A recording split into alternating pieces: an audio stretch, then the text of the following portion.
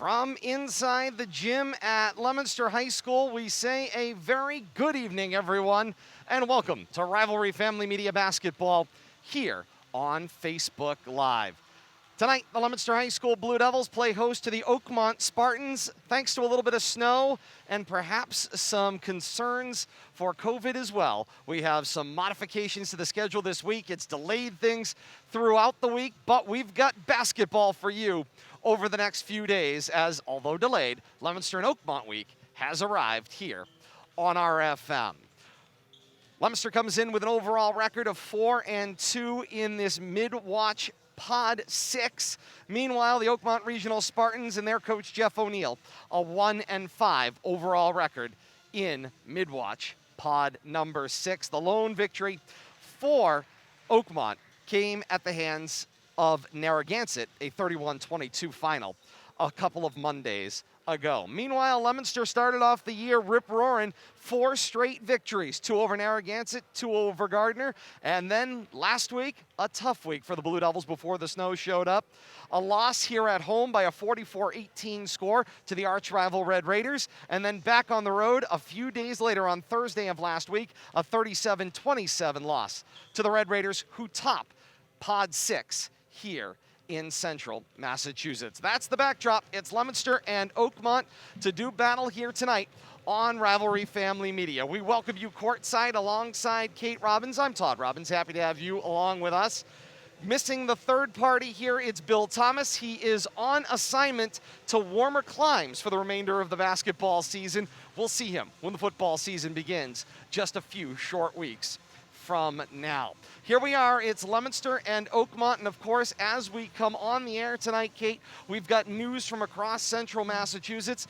We look first to this morning's news, and that was a meeting of the football committee of the MIAA, comprised of athletic directors from all across Massachusetts, reversing an earlier decision from many weeks back now, about a month or so ago, where they were making decisions not about this current COVID-modified football season coming up in fall season number 2, but for the future of football down the road. Decision made there to reverse fields instead of a 9-week regular season that was projected for the coming weeks and months and years ahead for football. As it turns out, they will revert back to 8 with 16 teams in each division for the overall playoffs. We'll have more on that as we work our way forward. And then more directly, right here and on the other side of the Twin Cities, we have the news coming out of Fitchburg. Former head coach of the Fitchburg High School Red Raiders, Tom DiGeronimo, has resigned his position as of February 1st. A new interim head coach has been appointed in Greg Graham, coming off of the staff from Coach DiGeronimo.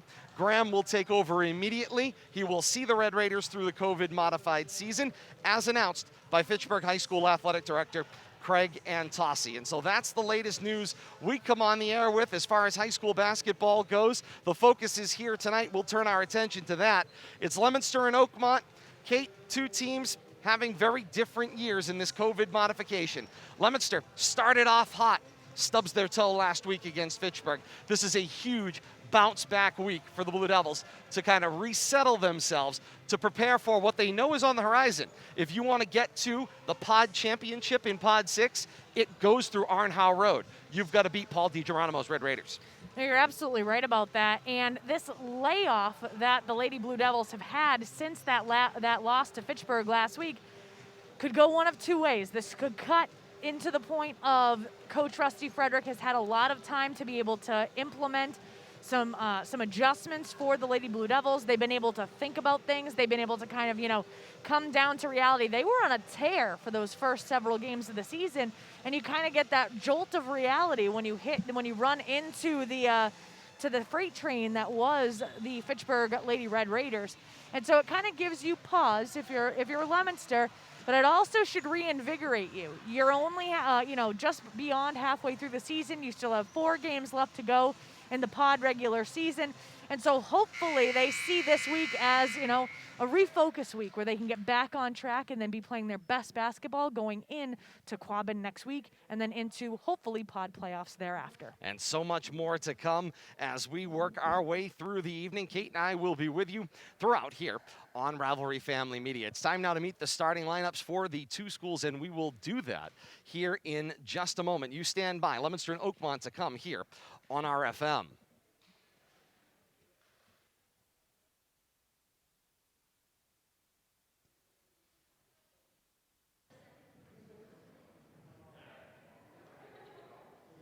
And a very good evening, everyone, and welcome inside the gym at Leominster High School for tonight's matchup, where the Oakmont Regional Spartans are on the road to play the Leominster High School Blue Devils.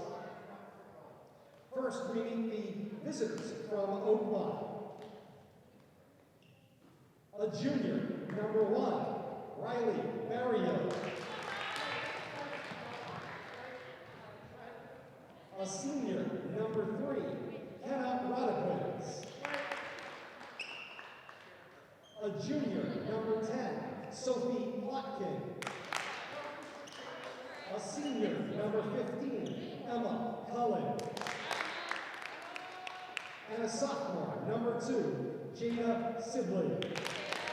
The Spartans are coached by Jeff O'Neill, assisted by Gary Kozlowski, Carlene Kadek, and Skylar Alves. And now it's time to meet the hometown Leominster High School Blue Devils. At guard, a sophomore, number 4, Isabella Nevar. Also at guard, a sophomore, number 12, Kylie Cuddy.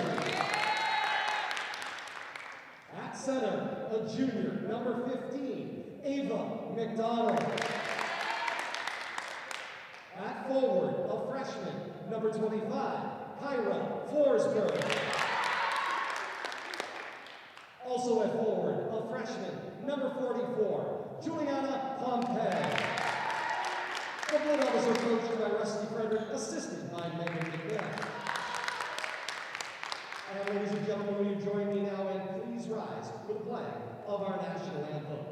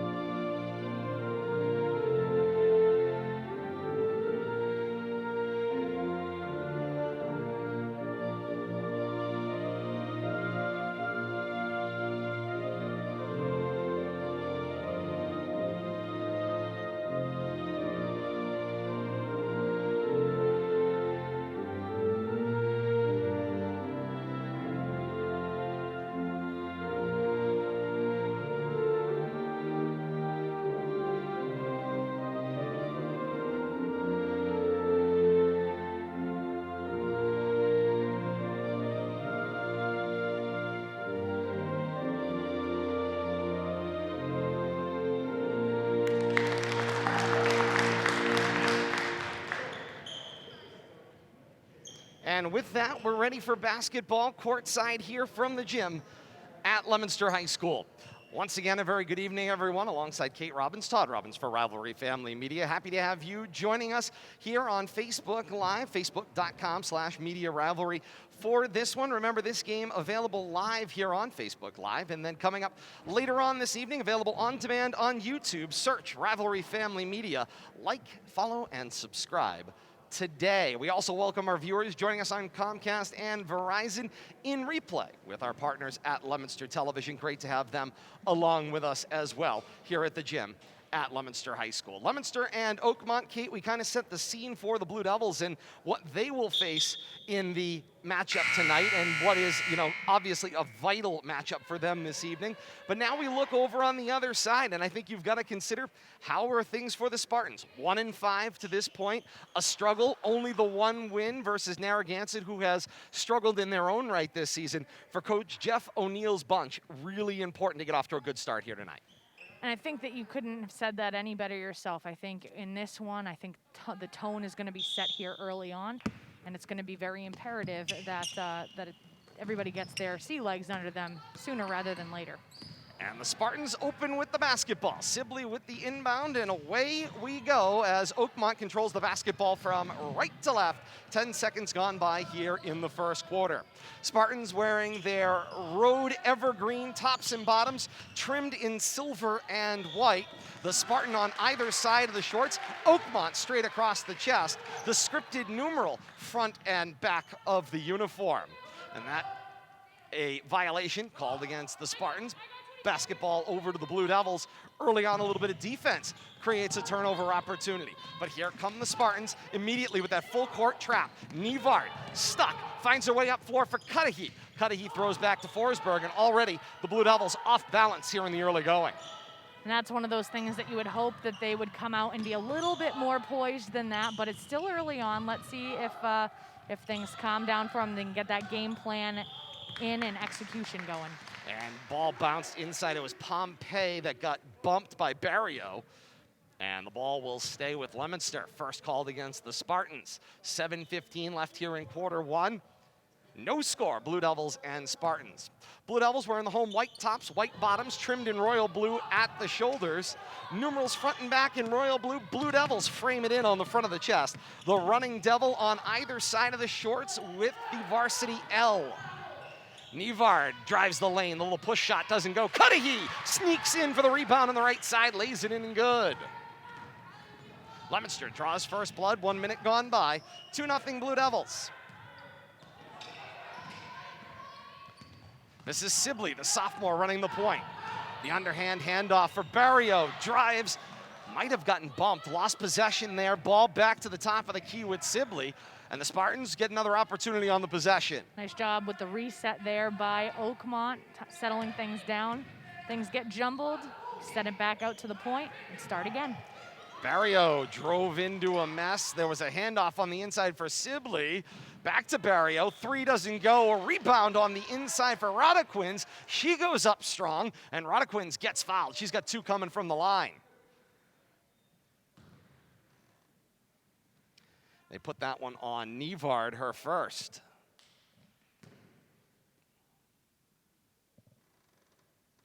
COVID modification once again here at the line, all by themselves. Yep, Rodequins will hit the first. Lanes will stay empty. For those of you joining us for the first COVID-modified basketball game of the year that you might be watching, lanes will stay empty during the first or the first two free throws, depending if it's a two-shot or a three-shot foul. And then right before the rebound possibility, the players will fill in the lower two blocks. Rodequins, second away, and great form. Second one drops. We're at 2-all, 6:19 to play here in the first quarter. Once again, that full court pressure bothering the Blue Devils. Cudahy tries to throw it forward to Nevard, and it's knocked down out of bounds. 4 seconds gone by on the shot clock, and Kate, you could see already the Blue Devils uncomfortable with this full court trapping pressure. And there's a pick on the throwaway. Cullen to the lane, can't finish at the rim, and Nevard comes down with it. And Cullen almost had another pick in transition. Leominster able to dribble out of trouble. It's Pompey. Up floor, Cudahy finds McDonald. One step for the lay-in is too strong off the glass, and Rodequins has got the defensive rebound. Nice recovery there by Leominster. Like you said, they were not comfortable with this full court press. Nevard right into Coach Frederick, colliding on the bench, and then there's a double dribble away from the basketball. Chaos reigns right now inside the gym at Leominster High School. And you can see Nevard, she's given it everything she's got. She was the one that was able to kind of right the ship there with the last full court press by Oakmont's defense, and she's trying to right the ship right now, but as you said, chaotic. Boulay dribbles that one out of trouble and then finishes right down the middle of the floor for the lay-in. Coach Fredericks screaming, pointing at Rodequins, who's wide open in the left corner. They actually take the ball away from her with Rutherford, and she dragged the pivot foot, a walk called, and the ball back to Leominster. But here comes that full court pressure again, and Leominster has had to move Nevard to the other side, Kate. They were trying to work her on the near sideline, and she was just getting double teamed on every inbound. Well, and that's one of those things. I mean, now that we're deep enough into the season, people can prepare. Nevard through the lane, bangs the center of the glass, and down it falls. And because Nevard has been the unquestionable leader, and some of the other Leominster Blue Devil players have been having a little bit of trouble, especially on the offensive end, it's an obvious person to double team. This is Cullen. The baseline drive, through on the brakes, kick back Rodequins, goes with the Rainmaker, doesn't go, ends up being a great pass to Rutherford down low. She couldn't finish at the rim, and then a battle for the basketball is won by Forsberg. Neither team doing a great job on the offensive boards right now. Good job by Rodequins to body Boulay off of that lay-in. In transition, back up floor, gets the running start, does Rutherford. She draws the foul, and she's got 2 coming from the line. 4:44 left here in quarter number 1. 6-2 Leominster's lead, and Coach Jeff O'Neill says, you know what, let's talk about this. Timeout Spartans, 4:44 left here in quarter 1, chasing 4 with an opportunity for 2 shots coming at the line. Kate, an interesting start to this one, to say the least. A battle for the basketball at times.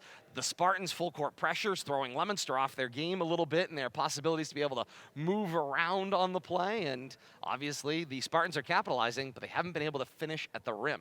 Well, and that's been the saving grace for the Leominster Blue Devils. Right now, the Blue Devils are having to kind of scramble and try to make these in-game adjustments. Pretty clear. I don't necessarily know that they were expecting the full court press, that pressure right off the bat in your face on the defensive end, and trying to get the ball into their own offensive end is kind of like their own odyssey right now. And so it's something that they're having to work through. Coach Fredericks over there in the huddle, you can see trying to make those adjustments and see if they're not able to, kind of find the code to break this full court press. Right now, Oakmont on the defensive end looking quite poised. No one looking poised on the offensive end, though, however. And Coach Jeff O'Neill is no stranger to the intricacies of the game of basketball. Long-time veteran coach in this region, long time with the Spartans as well, and certainly he picked up on something in watching the Blue Devils game film, that kind of chaos, that kind of pressure can push them off balance. Rutherford rims out the first.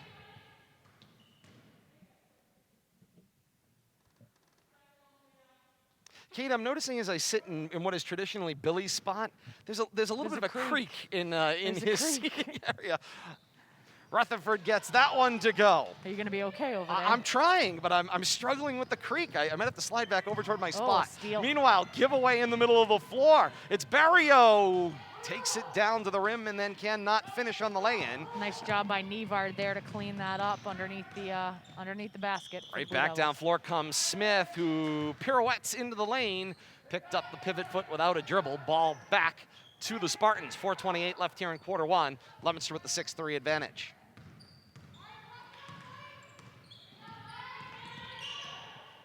This is Barrio.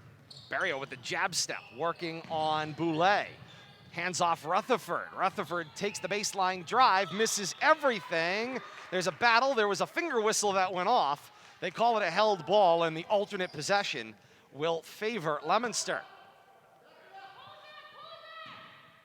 Straight line stack. Coach Fredericks sets up a play.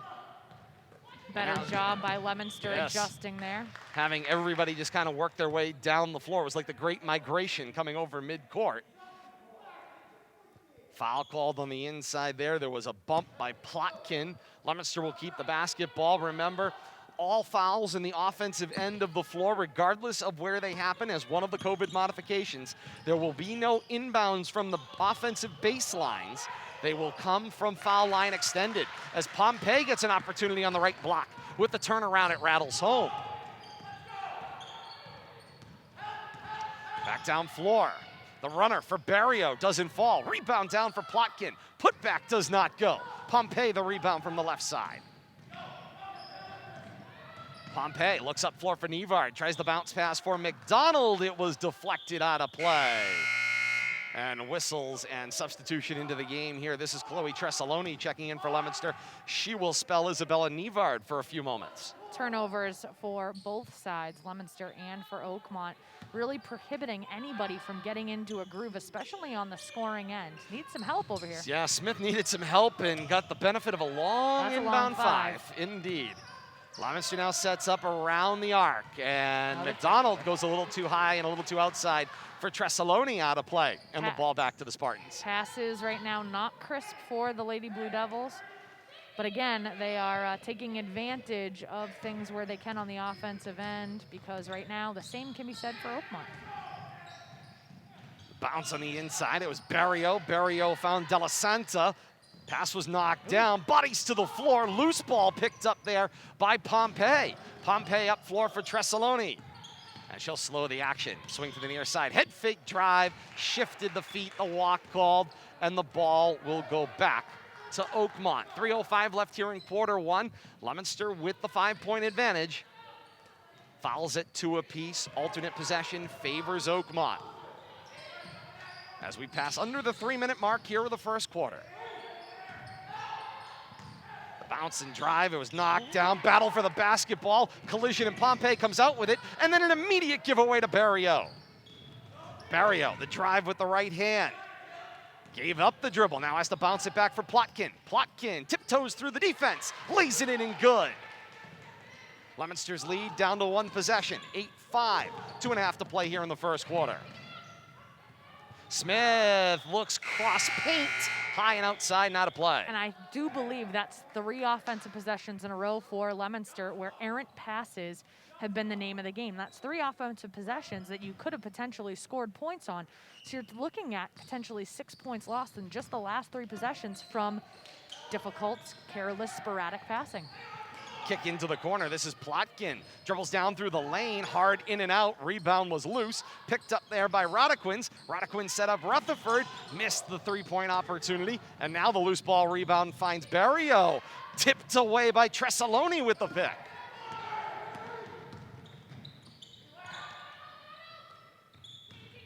This is Smith. Spins back for Boulay. It got tipped by Rutherford. Swing into the corner. Tressaloni, the drive into the lane, draws the foul as she gets held up. And Tressaloni is going to the line to shoot 2. And I like the adjustment that Leominster has had now relative to this full court press that we've been seeing when Oakmont goes on defense. They've calmed things down in transition. Now when they get into their own offensive end, they need to still work on making sure that their passing is a lot more crisp and that they finish, especially on the offensive boards. We've been seeing them working on those things, like rebounding.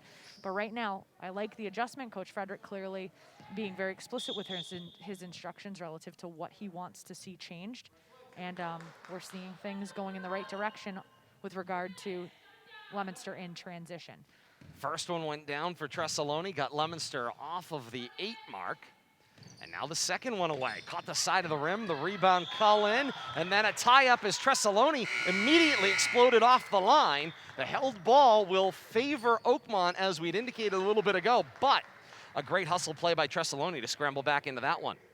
And that's one of those things, that's something we talk about in education a lot. There are things that require no talent at all, and that's effort. And that's one of those things. You're seeing a lot of effort from her. 1:40 to play here in quarter number 1. 9-5 Leominster's advantage. Feed inside. It was Sibley. She lost the ball. Marwa new into the game with the pressure. Tipped it loose, and Nevard picks up the loose ball and then lost the handle. Right to Sibley. Nevard follows her like a shadow, ties her up, held ball the call, and the ball right back to Leominster.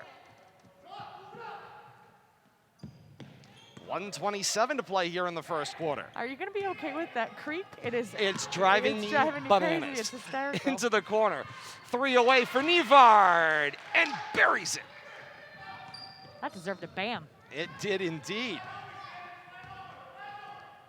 1:10 to play here in the first quarter, and Leominster's lead is double digits. Tip to the inside. Bounce back, and now steadying the action. This is Beausoleil. Feed the near side. Sibley. Head fake. Drive as we go under a minute. Gave up the dribble. Pocket pick by Marois. Nice job by Leominster's defense there to get in her face. Up floor finds Shannon. Shannon finishes at the rim. 14-5, Leominster's advantage.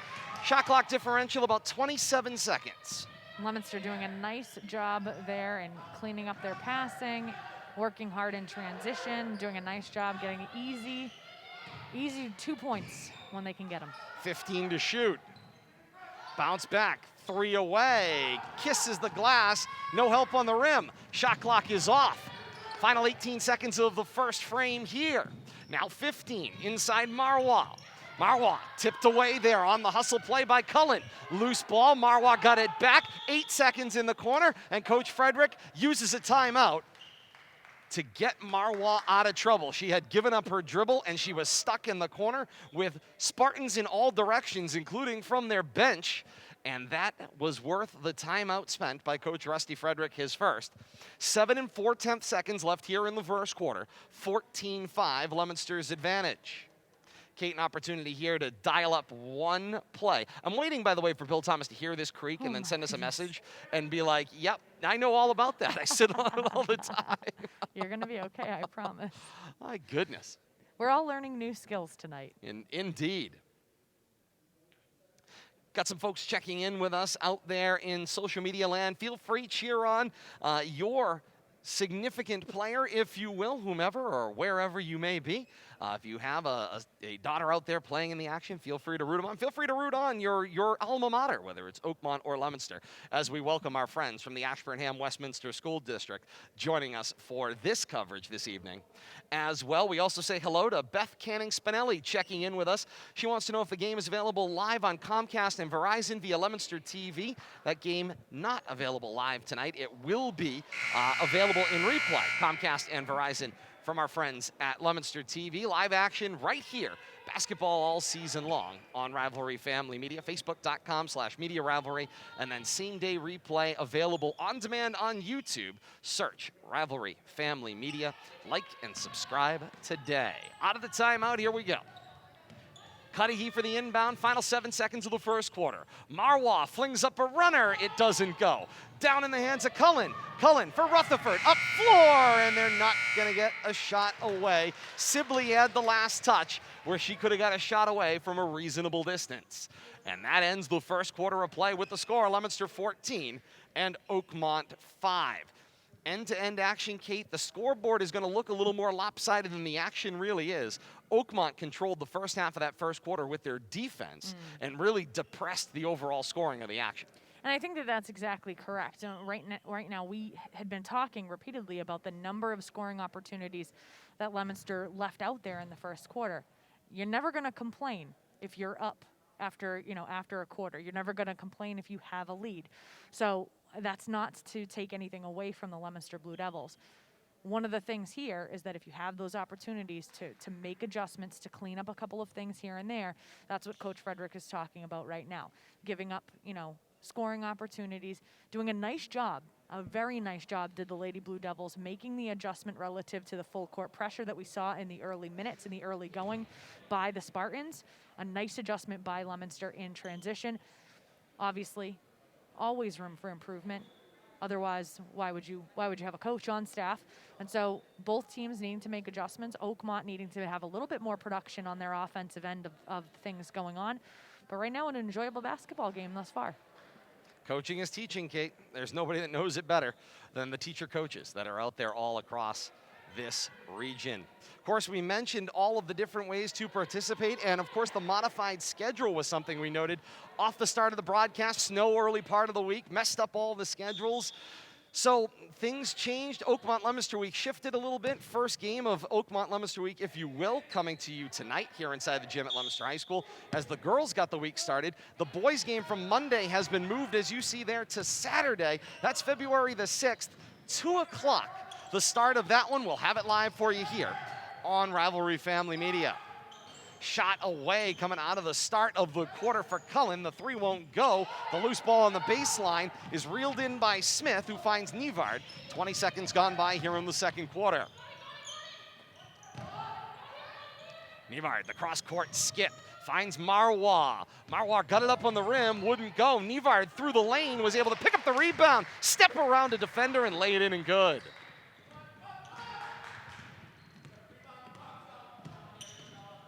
Can you check and make sure our score bug says second quarter? It does. Thanks so much. Kate managing a number of jobs tonight. She is the score bug operator, the camera operator, color commentator, ball tipped out of bounds. And the ball will go to Leominster. Doing a great job over there, Kate. Everyone certainly appreciates the efforts. Just keep lying to me. No, you're doing a great job. Some folks checking in with us. Jamie Rodequins with the thumbs up on the action thus far. And Kelly Kozlowski says, let's go Coach O'Neill and Coach Kozlowski. So checking in to root on the coaching staff, which is nothing wrong with that. I love that. Hey, trust me, they could use all the support yes, they could need. Coaching is not an easy gig by any stretch of the imagination. In a COVID-modified season, all that much more difficult. First minute of the second quarter gone by, 16-5, Leominster's lead. Fouls, 3 against Oakmont in the first quarter, 2 against Leominster in that first quarter of action. Shot a little wide off glass. Forsberg got herself the rebound, and then an up-floor pick by Barrio. Barrio finds Sibley. Sibley ahead of the pack. She'll lay it in and good. Nivard made a last-second wave at it, but nowhere near soon enough. A 9-point basketball game. Forsberg was able to find Marois, and then she went back to Forsberg, who walked with it. And that is a totally chaos pressure, full court pressure, caused turnover there. Great job by the defense of the Spartans. Spartans with a chance for 2-for-1 on this possession. This is Della Santa. Back straight away for Barrio. In the lane, Rodequins. Kicks it back out, Della Santa, the 3. Got the kiss, and it forced it to rattle off the rim. Back up floor, Forsberg can't find the handle. She has been all over the place. And Barrio makes the steal, and Kate, you're absolutely right. Every time you look around, number 1 for Oakmont is picking somebody's pocket. No question about it. Rodequin shot away. There was a whistle. Bodies on the floor, and out of bounds is the call. The ball will go back to Leominster. And Coach Rusty Frederick will make a modification. He'll take Nivard out, bring Pompey back in on that stoppage of action.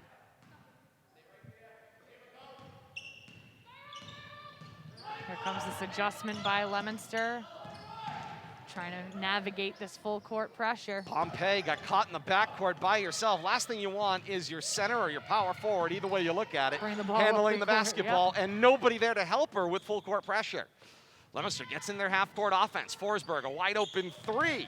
That one won't go with the big kick on the rebound, and it's run down by Cudahy. It was tipped. Cudahy recovers it in the backcourt. Now brings it over, gives up the dribble for Forsberg. Then Pompey, the 3, then the crash. Got her own rebound. Turn around in the lane, gets fouled, and Pompey's got 2 coming from the line.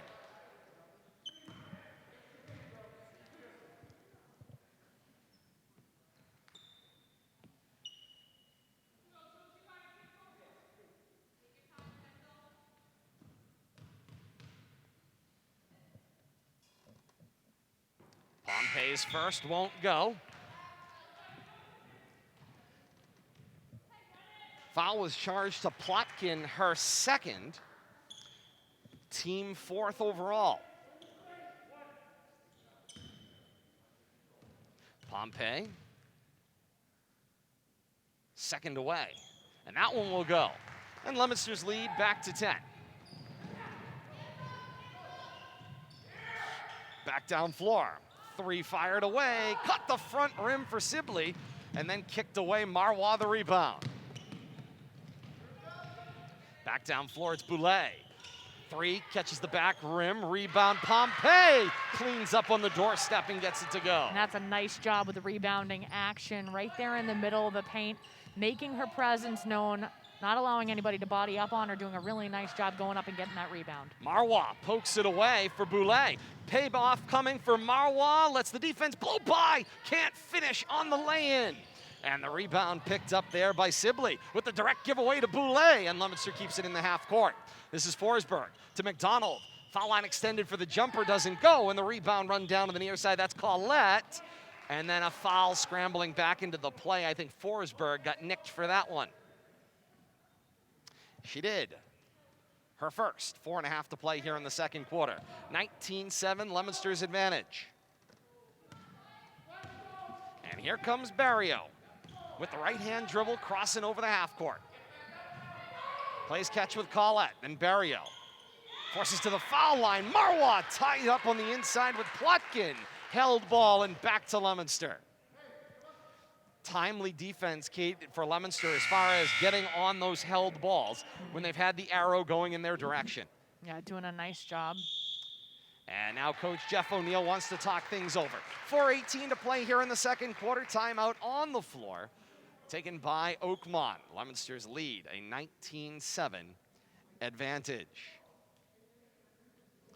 Great to have you here at our courtside broadcast position. Kate Robbins, Todd Robbins, happy to have you along with us on this Thursday night, February the 4th. Great to have all of you joining us as a part of our family here, checking in with us from all across North Central Massachusetts. Great to have you along with us as well. And certainly a great matchup here we have underway. We mentioned the boys action coming up later on in the week, as Saturday we'll have a special Saturday edition of what has basically been routinely Monday, Thursday basketball throughout this winter season. And coming up on Saturday, we will have a little bit of special basketball here. 2 o'clock, as we said, for Leominster and Oakmont's boys action there.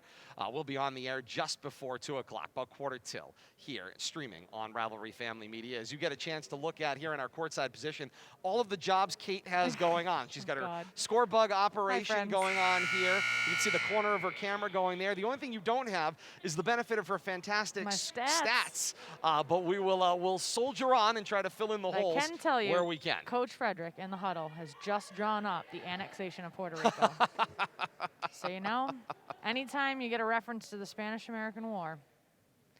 I was thinking anytime you get a reference to the Little Giants, which is a classic. So good. Classic for those of us that grew up in the 80s. 4:18 to play here in the second quarter, and here we go. Away we go back to action, and the pressure again causes a turnover. I don't think you'll see Oakmont go away from that full court pressure, because although the lead is advantage Leominster, this full court pressure has been incredibly useful and effective for Oakmont. Totally advantage Oakmont. Now they just need to pay it off at the rim. This is Barrio. Gets it right back from Sibley. Then right back to Sibley as they play catch on the left side of the arc. Halfway through this second quarter, 4 minutes left until the halftime mask break. Rodakowitz flashes, gets the pass from Rutherford. Sets up a Barrio three. Hard rim out. Barrio crashed. Pompey the rebound. Then Marwa, headman pass, finds its way to Boulay, who got her pocket picked, and going the other way at Sibley. Sibley kicks over into the corner, puts it in the hands of Plotkin. Plotkin back to Rutherford at the foul line. Shot won't go, but Plotkin comes down with the rebound. From a tough angle, can't get that shot to go, but got another rebound. Third opportunity on the possession for the Spartans. They've got to finish here. Barrio gets a look at a three. Line drive, front rim, no. Crash for the rebound. Held ball with Barrio and Marwa. And the alternate possession says Oakmont basketball. This will be a 5th opportunity on this trip down the floor for the Spartans. My goodness. Kate, that will be the thing at halftime when Coach Jeff O'Neill is talking with his troops. That will be the thing that will frustrate them the most. It's not as if their full court pressure hasn't caused the turnovers and led to scoring opportunities. Yep. It's the inability to finish. Double dribble called there on Barrio, and the ball will go back to Leominster. You're absolutely right. They have a game plan that is working, but they've not been able to execute on the offensive end. Turnovers for both teams have been clearly a problem tonight, and I think you're absolutely right. The game plan is working. Now it's about efficiency, effectiveness, and execution on the offensive end of the ball for Oakmont. 3 important E's as they make another pick. And then Nevard scrambling back into the play after she had her pocket pick, gives away the foul on Sibley. And Cudahy will check back into the basketball game as Nevard will check out with her second foul. 3:03 left here in the second quarter, a 19-7 Leominster advantage. Bounce to Rodakowitz at the right side of the baseline. Picked by Smith. Saw it going to Rutherford. Now Smith caught in a triple team. She stepped back from the pack, shot away. It is short, and Rodequins has got the rebound, and then the giveaway in transition, the ball back to Leominster. Noticeably, the Oakmont coach, while the ball is going out of bounds, is coaching up his players. Take advantage of every moment you can. Making an adjustment on the fly. Love it. While the play is happening. He sees it coming. I love it. That's coaching. Absolutely. Cudahy with the inbound. And Boulay to Pompey. And back and forth they go at the top of the key. Swinging over for Smith. Fake the pass. Got tripped up on the play. They said she lost possession, and Smith was able to finish the lay-in. 21-7, Leominster's advantage. 2.5 to play here in the second quarter. I think that was a bit of a beneficial call there, Kate. It looked like to me it was a walk. I didn't see a thing. No, just kidding. No, you're absolutely right. Ball was tipped on the inside as Barrio tried to find Sibley. They're able to reload. 10 seconds on the shot clock.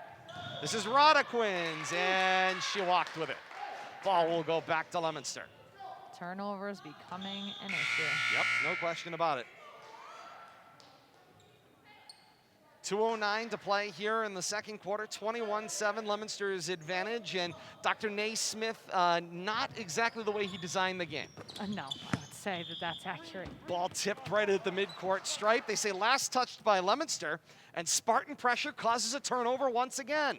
It's been wildly effective. Wildly effective.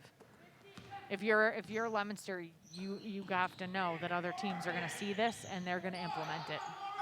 Under 2 minutes to play here in the second quarter. Barrio works the give and go with Sibley. Open at the rim, the lay-in is good. And the Spartans finally off of that 7 they had been stuck on for a matter of minutes. And another pick. And back down floor, it's Sibley for Barrio. Swing for Cullen. Barrio flashed at the baseline. Not able to get her, the ball was Cullen. Cullen found Sibley cutting down the lane. That one doesn't go. Cudahy the battle for the rebound. She'll tip it and then run it down. Leominster making some nice improvements on the rebounding action, especially in this quarter. Final 90 seconds here of the second quarter. Smith, the drive, push shot, front rim, no. Rebound for Plotkin. On floor, this one was tipped. Out of play, they say last touched by Leominster. And it'll be Spartan basketball. Horn goes off. Nobody coming. Oh, wait, hang on. A last-second addition to the action. So many whistles. Indeed. Horns, whistles.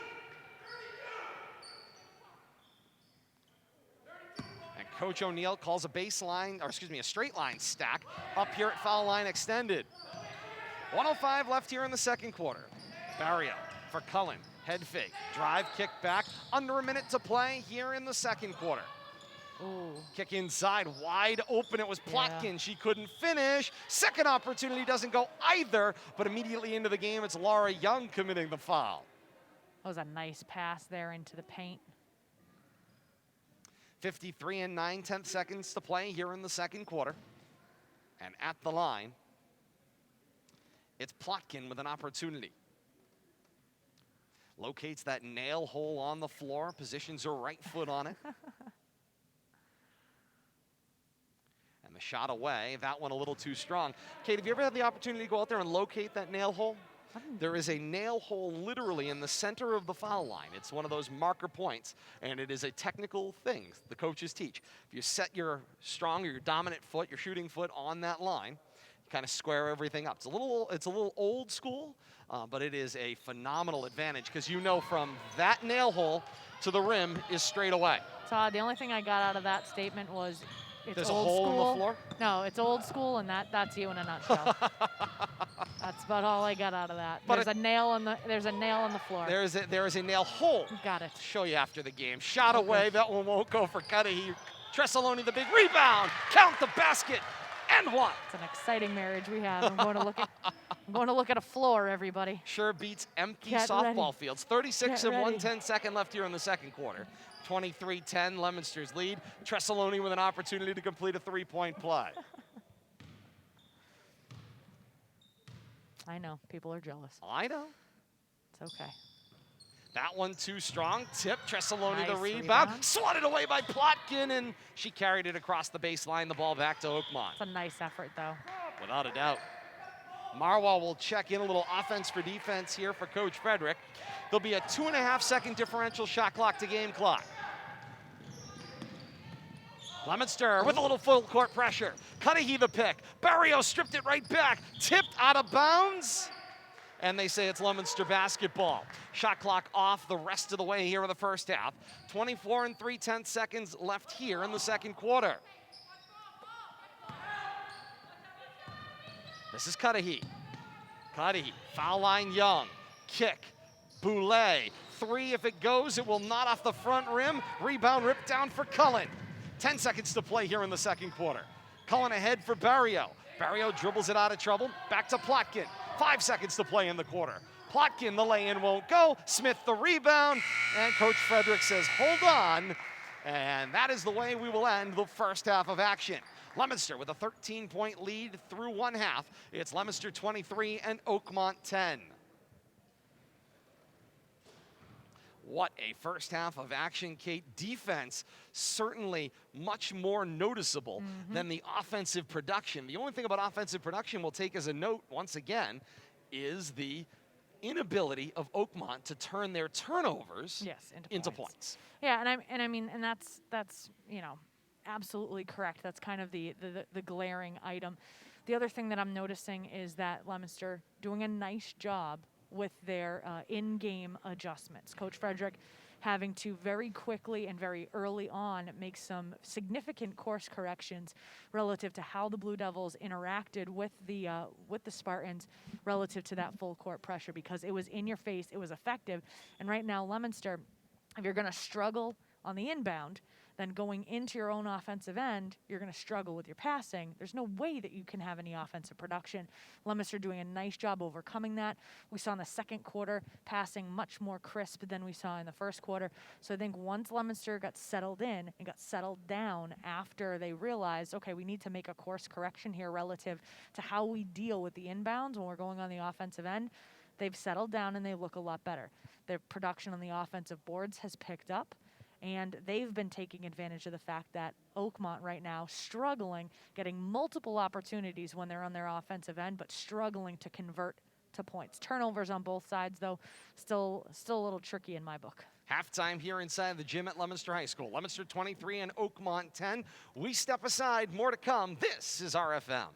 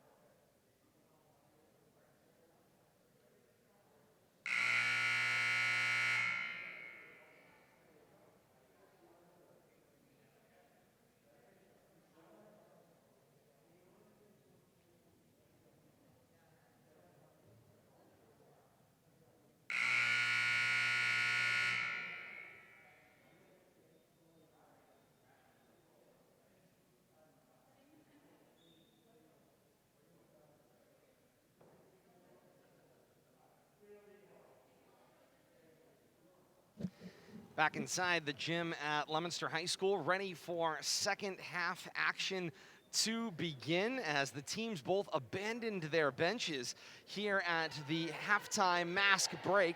And both coaches were doing some intense whiteboard work, Kate. They were both drawing up some significant adjustments that they want to see. It's the first time, I would say, in now the fourth week of a 5-week season where we actually saw both coaches race to the walls and start actually trying to draw up some kind of adjustments that they could make as they're starting to get used to this lack of existence of a halftime. Well, and I think that they're utilizing their time a little bit more wisely, and they're utilizing that time to make those adjustments. And as you said, both coaching staffs rushed over to the end lines, abandoning their benches. That meant that they got 100% of their players' attentions during that mask break. And away we go. Leominster with possession going right to left here in the second half of action. And right away, the 3-point away from Cudahy. Rebound down. Possession was tied up. A held ball in the alternate possession favors Oakmont. 9 seconds gone by here in the third quarter. Still at our halftime score of 23-10. Leominster. That was a fancy move. Indeed, Radaquins had lost the handle on it and went back over her shoulder and right to the inbounder, who was Cullen. I don't know if you asked her to do that again. She could. But this is Barrio. Back and forth she goes. The feed down to the baseline. Kick back, swing now, try the right side. This is Sibley, bangs inside for Radaquins. Just off the mark, Pompey with the pick. Back down floor she comes. Nevard through Pompey, corner for Cudahy. The baseline drive, Pompey just kind of throws up a shot as she was getting bumped, no call. McDonald, the shot with about 10 to shoot. She missed everything, and the rebound this time was Plotkin. Down floor, Spartans try to put it a little too long. That one got deflected out of bounds, and the ball back to Leominster. And no white jerseys there to take it. There we go. There's Nevard. That's the worst feeling in the world when you're an official, when you're all by yourself. Now they have a solution for that. They'll wait patiently, and then they put the ball down and start their inbound count. This is McDonald. That's passive-aggressive. Turn around on the right block, does not go for Pompey. Effective, but passive-aggressive. Indeed. And up floor we go. Ball was tipped inside by Cudahy. Made its way to Plotkin. Throws up a wild shot that won't go. Loose ball run down and dribbled away by Nevard, nice who effort. absorbs the bump from Plotkin. Nevard's been putting forth quite a bit of effort tonight, doing a nice job. A lot of hustle tonight. And that's the first foul of the third quarter. And subs coming into the game having here. A conversation. Yeah, this is Amy McLaughlin. And she's going to check in for Plotkin, who I think Plotkin might have got the worst of that body contact. So. I think you're right. So McLaughlin will spell Plotkin, who's over and is smiling, talking to Coach Jeff O'Neill, so she is okay as she heads over for a spell on the bench. This is Marwa, inside, Forsberg, right back to Marwa, who got loose on the block, laid it in and good from the right side. Patience pays off for Leominster on that possession.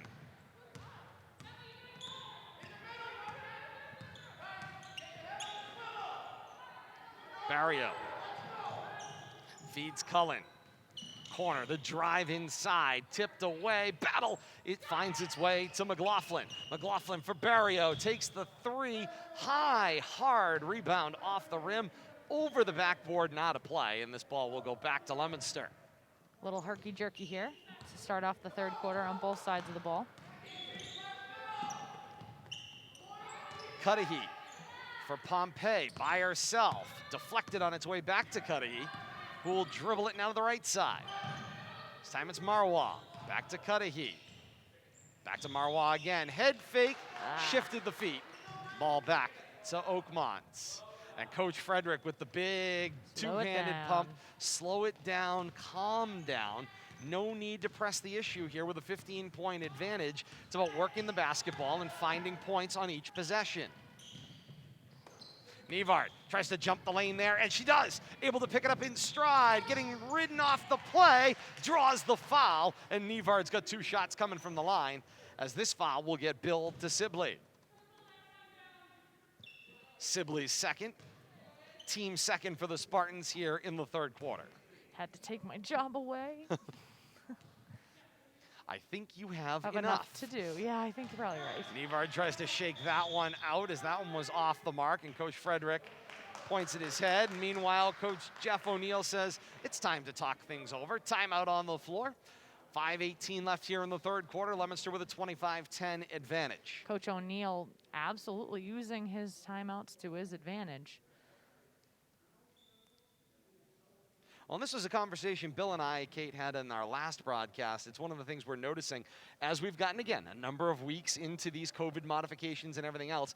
Coaches are now finding ways to use their timeouts to their advantage to basically make up for the lack of a halftime, the lack of time between quarters, in order to get that instructional time, in order to get their players, you know, a chance to settle themselves before going back out and making up the next play. Yeah. I mean, if you have them, you need to use them because they're not giving you a halftime. No, they're not giving you any other time indoors that they can possibly avoid. That's for certain. Talked about the upcoming schedule here in Pod 6 action. Leominster and Oakmont week continues on Saturday as the boys take center stage. Game right here inside the gym at Leominster High School. It will be the only meeting thus far of the season for Leominster and Oakmont, as the boys game tonight, scheduled for out at Oakmont Regional tonight, was postponed. That one due to the concern of a potential contact trace situation with COVID.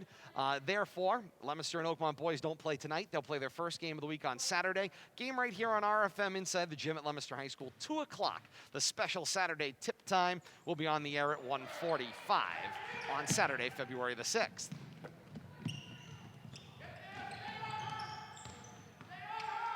Nevard finished that one at the foul line, 26-10, Leominster's advantage. As here comes Barrio. 3 will not fall from that right corner, and Nevard's got herself a rebound. Nevard nearly got just pushed right over. Cudahy, good firm square base, 3 away, won't go. Rebound down for Nevard. 1 bounce around the defender, got herself to some open space and hits the 2. 4:45 to play here in the third, an 18-point Leominster advantage. Middle of the floor, it's Rodequins. Spins her way out for, yes, that was Cullen. And Cullen got a second hand on the basketball. Double dribble call, ball back to Leominster. And Sabina Marwa will come over here to the near side for the inbound. Looking, finds Pompey, gets it right back. Marwa to the middle of the floor. Finds Nevard for the mid-range jumper. Short off the front rim. Rebound down for Plotkin. And Plotkin will go up floor. Find Rutherford, get it right back, and Plotkin pulls up for 2 and hits it. This is Poulet for Marwa.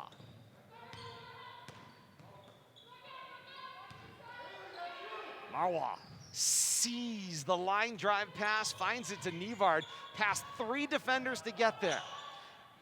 Now Nevard, back top of the key. Pompey, hard swing to the near side. Boulay, good take down the left side. Draws the foul with 6 to shoot, and Boulay's got 2 coming from the line. Productive possession there, Kate, in that it took time off the clock. Yep. It finished with a foul. Yep. It will finish with the opportunity for points. Yeah, we really can't ask for too much more than that. That one will not go for Taylor Boulay, the freshman guard. And Coach Frederick going with that hockey-style substitution here. Keep everybody fresh. Keep running the shifts. Keep moving your pieces around. Keep everybody fresh out on the floor. And that one will go for Boulay. This is Barrio. 3-pointer from the right corner, will not go. Rebound for Plotkin. Through Rutherford, reloads Barrio, shot away, no foul called. Plotkin runs it down again. 3rd opportunity on the possession. Inside, this is Rodequins. Draws the foul as Marwa was giving up about a good foot on that battle, and she ended up reaching up over the top and grabbing arm, and that will send Rodequins to the line to shoot 2.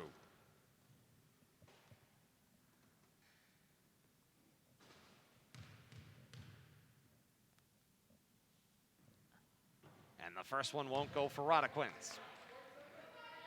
See those defenders take their spots down the lane.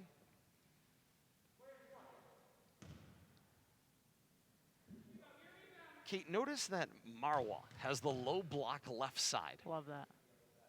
Look at who she's going up against.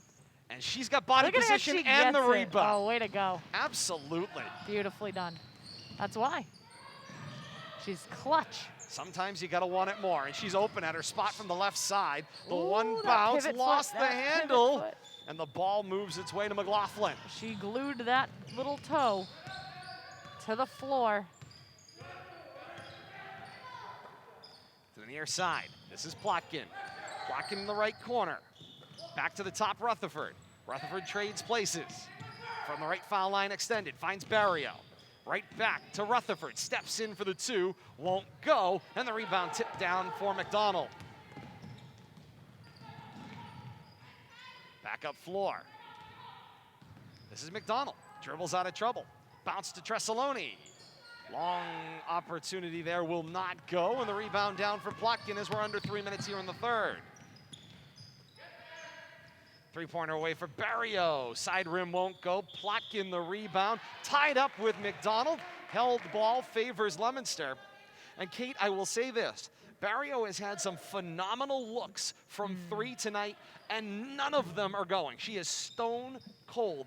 I don't want to be there on the night when those start falling, because she has had some phenomenal looks that have just bounced in and out. And I think that's one of the hallmarks of this game. No one really able to get into a scoring groove. Tresoloni missed the initial shot, but Marwah wide open on the left side. Catch, shoot. 2 points good for Leominster.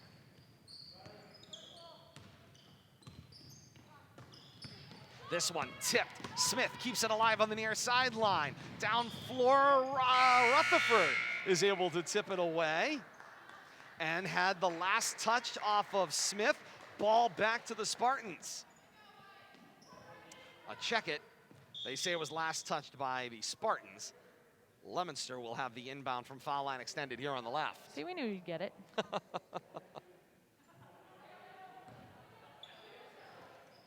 From 3. Indeed, three-pointer away, and bang! That one will go for Smith. There it is. Under 2 minutes I to was play waiting here in for the it. third. I even called for it. Indeed. Smith can't get that one to go. Inside tip, it was bouncing along the baseline and back to the top of the key. This one, the drive and push. That one won't go for De La Santa, but Plotkin has the opportunity for the putback, and that one is good. 90 seconds left here in the third quarter. Leominster's lead is 20. And that's one of those areas we had discussed. Oakmont had been doing a nice job getting multiple cracks at the old apple there, because they were getting multiple offensive rebounds, but unable to finish. That was a nice finish on that previous possession. Drive, and that one deflected out of bounds. Last touch by Boulay. Spartans will keep the basketball, and Coach Rusty Frederick says, you know what, this is as good a time as any for a timeout. 1:22 to play here in the third. A Leominster timeout on the floor. It's Blue Devils 34, Spartans 14 here in the third. Courtside inside the gym at Leominster High School on this Thursday night. Great to have you with us, a part of our family here on Rivalry Family Media and with our partners at Leominster TV as well. We've got some folks checking in with us out there. Former Leominster City Council President Rick Marchand, now president of the Leominster High School Athletic Booster Club. I know they've been doing a lot of community work out there. They, of course, were just starting to get this new booster club started, gosh, now about a year ago. And then, of course, the COVID shutdown came and everything else, Kate, that has slowed things down out there in the community. But I know the Booster Club is out there. They've been having some involvement in the community. They're looking forward to really being able to kick things off when, as they say, the world opens back up again. Hopefully, none too long from now in calendar year 2021. But we do appreciate the compliment from Rick Marchand.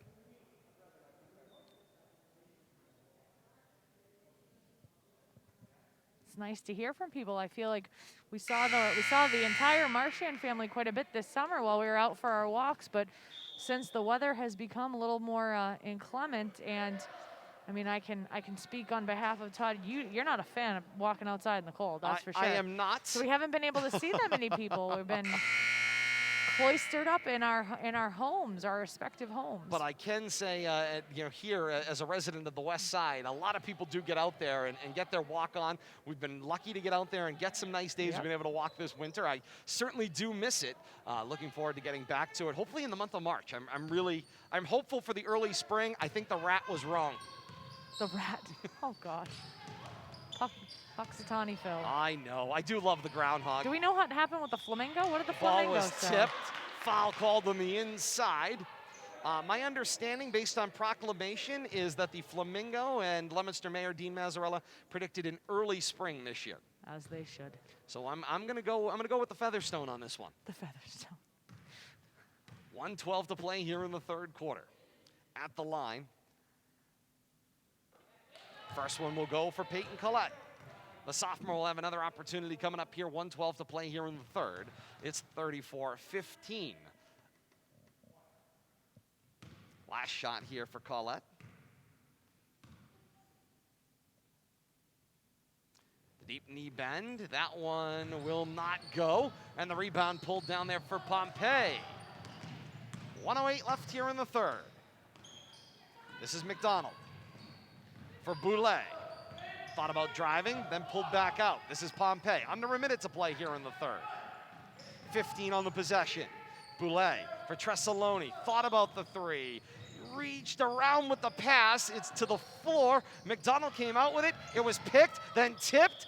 Ping pong basketball. Last touched by Leominster as Boulay crossed the sideline. And the ball will go back to Oakmont. 44 and 3/10 seconds to play here in the third. A 4-second differential, just a little over. Shot clock to game clock here as we wind down the third. That was De La Santa for Plotkin. Then McLaughlin back to De La Santa. The drive through the foul line. The runner for De La Santa will not go. Smith the rebound. Shot clock is off here in the third quarter. Final 20 seconds of quarter three. Leominster can hold for a last shot opportunity. And the giveaway as Pompey goes through the hands of Tressaloni. And the ball will go back to Oakmont. 15 and 8/10 seconds to play here in the third. And this is Kyra Forsberg who's going to check back in.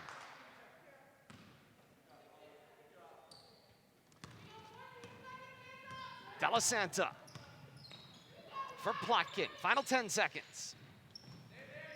Now 5 left here in the third.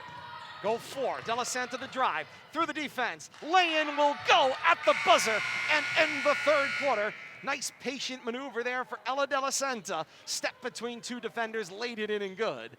And through 3 quarters here inside the gym at Leominster High School. It's Leominster 34 and Oakmont 17.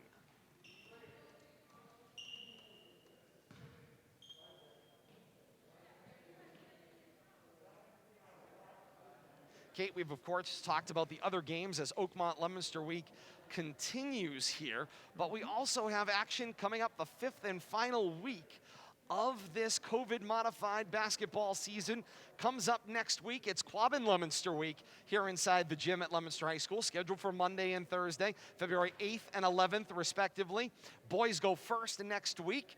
On Monday night, the 8th, 6 o'clock, the scheduled tip time here from the gym at Leominster High School, followed on Thursday as the girls will wrap up the regular season, Quabbin and Leominster here inside the gym at Leominster High School on Thursday, the 11th, 6 o'clock, tip time scheduled. We're on the air 15 minutes to the start of each basketball game here on Facebook.com/Media Rivalry here on RFM. And then, of course, after that regular season wraps up, it's a couple of game play-in as we're to understand. We're, of course, awaiting the final announcement from Pod 6, but it appears that it'll be a 4-team, so 4 out of the 6 will advance to a Pod playoff. You basically have a semifinal on each side of the bracket. You play your final. Winner is the Pod 6 champion for this year. And as we said off the top of the broadcast, on the girls' side, Kate, right now, all signs point to Paul DiGeronimo's Lady Red Raiders, and that game being at the Doug Grudgefield Fieldhouse right now. Oh, I had a different prediction, I think, when we looked at it, but I'll go with what you say for now. And then when you're wrong, I'll tell you I told you so. Can't remember what I said, but you know. It's all right. Did you say so? That's unofficial relative to the Pod playoffs. This is just your best guesstimate, being based on what we saw in the fall savant 1. that is Yes. Todd Robbins. Well, just based on what we saw in fall 1, Okay. And everything has been about equity and balance thus far. So I'm expecting that to come, and then of course on the other side of all of that, we go to this fall 2 wedge season coming up. The wedge. That's what the MIAA called it, the wedge wedge season, as they wedge it in between the winter and then the spring season. That is on the agenda as well, and that will feature the 2 key sports in that wedge season: football, obviously, which everyone has been excited about. But I'm also excited, Kate, here on RFM, to get some of our first opportunities in your old stomping grounds. Volleyball here inside the gym at Leominster High School. Side out, baby, side out. Indeed. Bring it. Tie up on the floor. Ball will favor on that one Leominster. One of the things I just want to commend is that the individual pods, the athletic directors, the various intricacies that go into making this just a possibility, let alone a success, as it has been. Very hard decisions having to be made on a number of levels. So kudos to all the athletic directors, all the players, all the coaches that have been involved. It's not an easy thing, especially, for instance, in winter sports, to say, okay, we're going to have winter sports, but none of your parents can come. That's not an easy decision for anybody to make, and it's not one that anybody makes lightly. It's not one that anybody makes with fervor. It's one that they make begrudgingly, and so everybody's just doing the best that they can to make this thing happen, to keep the ball rolling, as it were. There have been little hiccups here and there, obviously, but on the whole, things have run pretty darn smoothly, and so that's a testament to the athletic departments. And most importantly, that's a testament to these student athletes. Forsberg finished the lay-in on the last trip down the floor for Leominster, See, and then there was a deflection. Ball went back to Oakmont. Oakmont then with the giveaway, and the ball back to Leominster. Back down floor. This is McDonald, who gets bumped, and she's got 2 shots coming from the line. Just a minute gone by here in the 4th and final quarter. 36-17 Leominster with the advantage right now.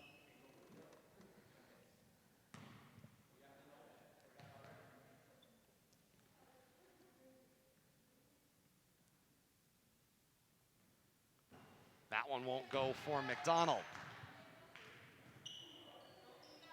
And here comes the cavalry. Indeed.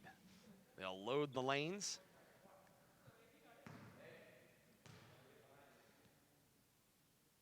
Feels a little bit like the start of a race in some capacity, whether it's track athletes getting on the blocks or a horse race, where they put the horses into the gates. But either way, they kind of load the lanes up, shot goes away, and then it's rebounding action, and we're away. Last deflection off of Pompey, right on the baseline. Good position there for the officials, and they say the ball stays with Oakmont.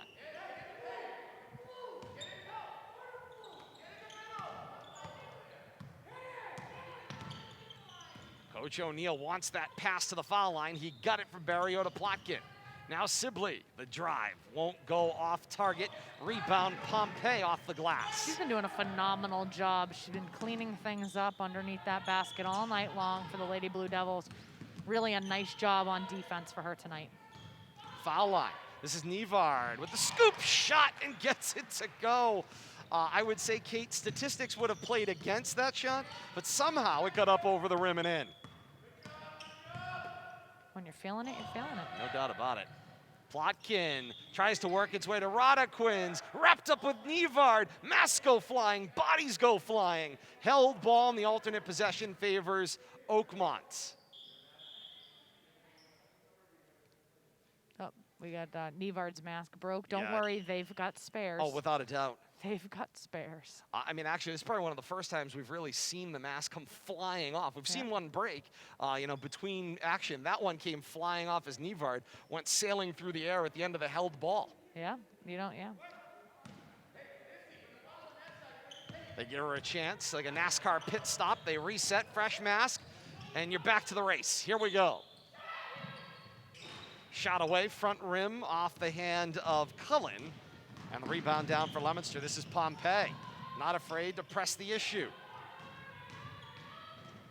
Nevard steps around a defender, got it to her right hand, shot didn't go, follow didn't go either for McDonald, and the rebound was pulled down there by Sibley. It's a nice job, though, by McDonald on that offensive possession to try to make the best of the opportunities on the offensive rebounding action. She's working hard underneath that basket as well. Shot away, that one won't go, tipped out of bounds, and the ball will go back to Leominster. 5:28 to play here in the 4th.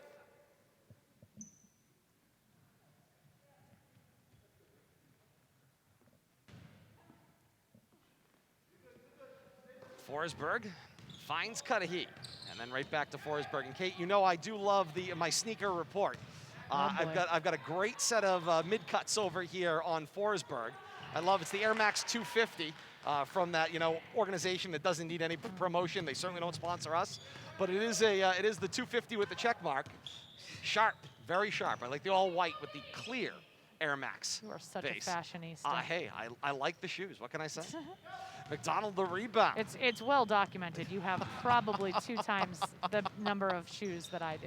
Fact. Well documented. Fact. And the drive down the lane. Barrios stays on it. Draws the foul. Count the basket and one. Our closet space is laughable.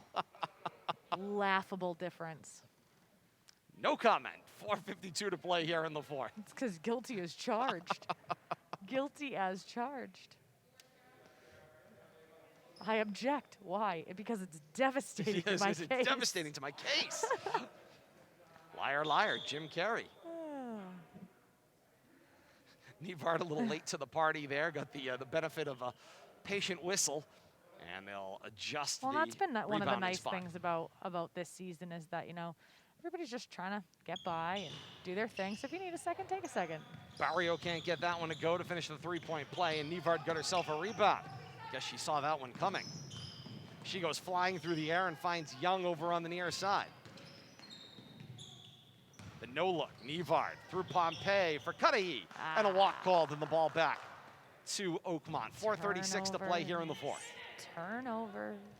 Indeed. Kate, I want to revisit your point for a moment from moments ago. One. Which one? No, you make more than one now. About your shoes? Well, yeah, okay, there's that too. But no, your point about the action, I think the word, and it feels like it's been on the word of the day calendar since last March, it's been grace. People giving themselves and giving others grace, and we've seen that. In order to make this sport function, everybody has got to be patient at this point in time. It's this sport, any sport. If you want to have athletics that are COVID modified, grace is the name of the game. As Nevard, all by herself, can't get that one to spin home. Well done. And a great hustle play by Cullen. Down floor, Sibley for Barrio. She got it on the rim. She hit the floor and the shot didn't fall. Meanwhile, the pressure right back on with Cullen. Tipped out of bounds and the ball back to Leominster. 3:56 to play here in the fourth. A 41-19 Leominster lead. Fouls 4-3. They've left let them play, so to speak, in this game thus far, Kate. And Oakmont coaching staff not thrilled with that last call. Yeah, I think you are right. Pompey, meanwhile, gingerly up off the floor, and she goes to the bench area for a breather.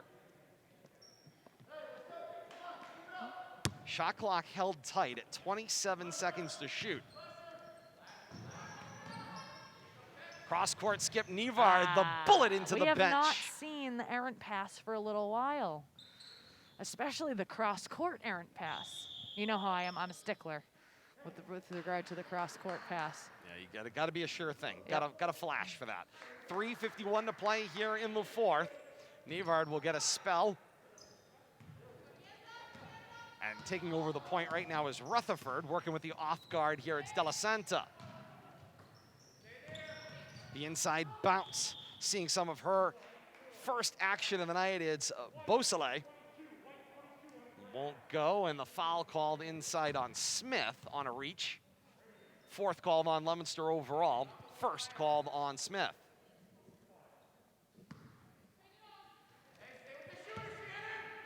The swing. Inside, that was De La Santa. Knocked down by Boulay. Into the hands of Rutherford. Now back top of the key.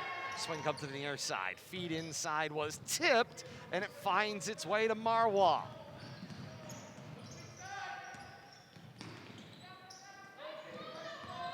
Smith for Marwa. They play catch. 3:15 to play here in the fourth. Leominster's lead at 41-19. The runner for Smith will not rattle home, but Marwa, the rebound, and put back is good. And Kate, she is a catch and shoot. Yes. Keeps the rebound high, coming down, right back up with it. She's a fun player to watch. She's one of my favorites just to watch her out there because she's scrappy. People lose track of her very easily. And like you said, get the ball, get rid of the ball. Bam, quick. Timeout taken on the floor by the Spartans. 3 minutes flat left here in the fourth quarter. Still have a conversation going on over here between the Oakmont coaching staff. and the officials. Something from the front of the table, I think, was the conversation on that last play where the bodies were kind of going one in each direction. It's a respectful conversation. Oh, yeah. Just a agree to disagree moment. Well, kind of one of those circumstances. Kate, of course, we talked about, obviously, the finish to this winter season. You got fall 2 coming up on the horizon, and then, hey, cannot overlook the return of spring sports. I know there are so many athletes so many people. And so many coaches looking forward to that spring, which will come one way or another. As Phil Connors said in Groundhog Day, March 21st. But nonetheless, as they get set for that to come, that'll be, of course, the return of bat ball sports. See the return of baseball and softball here to the region, and then, of course, your net sports. Lacrosse is back, boys and girls. Yep. Looking forward to seeing that return. I know there's a coach here at Leominster, Coach Colin Davis, is itching to get back out there with his boys lacrosse team, among others that are looking forward to see the return of lacrosse to the region as well. And then, of course, you have track that will return at that point in time. Track athletes, of course, not only have they not been able to compete outdoors last spring, indoor track was not able to function in a manner that would work and be COVID safe. So track athletes have not been able to compete, nor have really since cross country season. Yep. You know, some of them crossed over in cross country in the fall season, and that was about it for your run-based sports. So looking forward to seeing that. And then wrestling also in the queue as well. Outdoor wrestling, oh Kate. My goodness. Yeah, I mean, that is like original Greco-Roman, original Roman, Greek outdoor Get wrestling. Your Olympic medals, yeah, ready, kids. Indeed. My goodness, back out on, I mean, can you see this? Somewhere, somehow, they're gonna roll out a wrestling mat on some tar somewhere. Away we go, it's Smith with the pick. Up floor for Boulay, that one won't go. Marwa's put back, will go. As that scrappiness. Nice finish there, nice job not giving up on it. Utilizing that possession well. Taking advantage of multiple opportunities. That's what you want to see if you're Coach Frederick. 3-point away will not go this time for De La Santa. And the loose ball finds its way to Marwa. Those of you that have been joining us in delay on Leominster TV, channels of Comcast and Verizon, thank you so very much for joining us with our partners over at Leominster TV, as that one will go and expand Leominster's lead to 45-19. And Coach Jeff O'Neill will spend his final timeout with 2 minutes flat left here in the fourth quarter and a 47-19 Leominster advantage. And Kate, you know, we've talked about this throughout this opportunity, you know, to be here in this basketball season, and with all the modifications that we've seen come along, I think the important aspect that you have to take away from this when you get into games like this, and there have been a number of them in all directions, boys, girls, they've just gotten lopsided one way or another. You've not seen any athlete hang their head. Not one. You've not seen any coach stop coaching. Not one. Because more than just this season, it's about building for the future. Well, and that's one of the things. I mean, there's a lot of negative, clearly, that has come out of COVID and out of the pandemic. But one of the nice aspects is this has been a really true reset relative to what priorities there are. And right now, the priority this year is, and we've talked about it constantly, the priority is just being out here. So that's number one. Number two, it's nice to see you don't have, you know, you don't have any of the negativity. You don't have any of, I mean, even between the players, there's no cattiness going on. They're all just out there. They're enjoying themselves. They're getting some activity. They're, you know, they're playing for that spot in the pod playoff, and they're out there being athletes again. And in Leominster's case, I mean, they're some of the only ones permitted in the building. I know, for some of them, they're getting their first opportunity to see the building Yep. in a number of weeks and months. And the drive down the line, the foul called, that one is on the floor. And you and I have had, you know, the situation where we're both educators, so we're both teaching from our buildings right now, and just anytime you have the opportunity to see your students' faces and see the student athletes, just how excited they are to be back at school. I mean, how often do you see a teenager in the cases where we teach come into school at 7:30 in the morning, and their eyes are just glistening with happiness to be there? It's kind of a jarring experience for educators, just to see how excited some of our students are to be back with us. No question about that, and I know I can speak for educators everywhere, and this has been chronicled in different ways online, and unfairly so, in that every educator wants to be back at their job, Yeah. in their room with their classes chock full and it being safe to do so. And that's been the grand debate that has been going on out there, and I think it's important that people keep that in perspective. And I give Leominster a lot of credit. I've been very fortunate to work at a school district in Eastern Mass that has had testing for teachers from the point where we started seeing students back in person every single week, and then pool testing for every student who was willing to volunteer for the program. Credit to Leominster, as they have just signed on to a similar program of pool testing, and hopefully Superintendent Deacon, Mayor Dean Mazzarella can get the faculty that type of testing commitment as well, where they can get weekly PCR testing as well. It goes a long way toward making people feel safe and it to actually be safe to return, even in a hybrid fashion, to the buildings. Not an enviable position for any of the people making the high-level decisions. I don't envy any of it. No question about that. Ball to the inside, final 8 seconds. This is Marwa. Leominster dribbling out the action. Coach Frederick does not want them to press the issue. Cross-court skip to Tresoloni, and she'll hold on to the final horn. We're a wrap here inside the gym at Leominster High School. It's Leominster 47 and Oakmont 19. Blue Devils will improve their record to 5-2 in Pod 6 in Central Mass. Oakmont will fall to 1-6 overall, but perhaps the most important aspect that we saw here was the Spartans' defensive pressure, potentially making all the difference in the world on this one. 47-19, Leominster over Oakmont. For those of you joining us in replay on Comcast, Verizon, and the channels of Leominster TV, we say thank you so very much for joining us. For Bradley Bedard, Kate Robbins, I am Todd Robbins, saying thank you so very much, and so long to those of you joining us in replay on Leominster TV. For those of you continuing with us live on Rivalry Family Media, we're just getting started. We'll recap it all. Leominster head coach Rusty Frederick joins us courtside after a break. 47-19, Leominster a winner over Oakmont in this one. We step aside, more to come, post-game interview, and more to come here. This is RFM.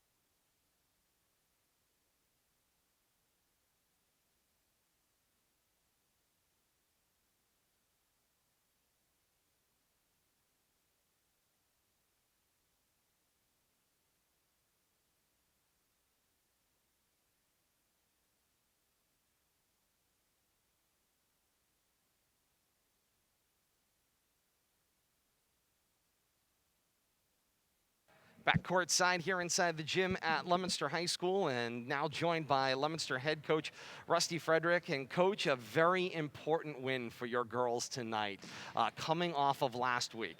That week did not go the way you wanted, not by any stretch of the imagination. A lot of important learning happened last week, and you got to see what your team was made out of after not just losing 2 games to their arch rival last week, then having a long layoff because of weather, and then coming back here on Thursday with limited practice time. What'd you learn about your team? They're resilient. You know, I know this group is going to come back all the time, and they work hard in practice. They push each other. Listen, they're in this gym, 15, 20 minutes. As soon as they can get in here, the boys are out, and they clear it up. They're in here, and they're just waiting to come in. It's awesome. Do you guys want the day off? No. So it's good. That's absolutely the kind of mentality you're looking for. And of course, you come into this one, the thing that you learned in the early going in this game was what full court pressure can do. Full court pressure certainly made things difficult on your team bringing the ball up the floor. Yeah, we just had to settle down. It's good to see pressure like that. Yep. They're a little bit trying to get things a little chaotic, and so you just got to look up, look across the court. Don't dribble the ball right away. Keep your head up and just slow it down. They want you to speed up, but that's when you have to really slow down. And I thought the girls did a good job of moving the ball and getting it side to side. One of the nice things that we saw there was a nice reaction by your players with regard to the in-game adjustments that you were making in order to mitigate that chaos caused by the full court press. Can you talk to us about some of the adjustments that you made with them, and then talk to us about how they were able to execute? First was just calm down. Yeah. You can get caught up in that quickly, and it can snowball. I've seen it happen, but this team, we just said we have to spread the floor. Let's, and then after we saw what they're really doing, coming up, pressuring us, and we kind of made some passes there where we weren't even looking to where we were just guessing where our teammates would be. And so we just slowed down, and then the second half we really started to just say, let's spread it out and move the ball. Make them get tireder, When you get an opportunity to play a veteran head coach like Jeff O'Neill, who's been around for a long time, has seen an awful lot of basketball in his time, he's going to throw a lot of different things at you. He's going to pick up on things. You saw that in the full court pressure. You saw that in some of the other ways they handled the action out there on the floor as well. And probably the big difference on their side was the inability to convert their turnovers into points. Yeah. So when Coach O'Neill comes in, we're trying to game plan, and I go, well, you might see anything. I mean, that's just the way it is. You'll see a 1-3-1. You'll see the full court trap. You'll see a little bit of man, and he's going to continue to mix it up. That's the type of teams he's always had. Is like they don't give up and they scrap all the time.